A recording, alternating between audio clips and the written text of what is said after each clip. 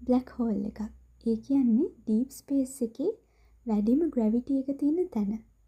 ඕනම ඔබ්ජෙක්ට් එකක්, ප්ලැනට් එකක්, ලයිට් එක පවා ඇබ්සෝබ් කරගන්න පුළුවන්. බ්ලැක් හෝල් එක ඇත්තටම කිව්වොත් සක් කරගන්නවා කියලා තමයි කියන්නේ.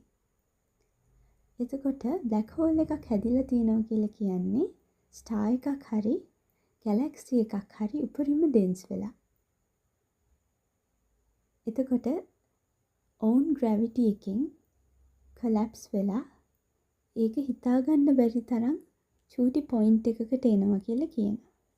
හිතන්න මේ තියෙන්නේ අපේ ස්ටාර් එක කියලා. එතකොට මේක උපරිම ඩෙන්ස් වෙලා හිතාගන්න බැරි තරම් චූටි පොයින්ට් එකකට එනවා. මේකට අපි කියනවා සිංගියුලැරිටි කියලා.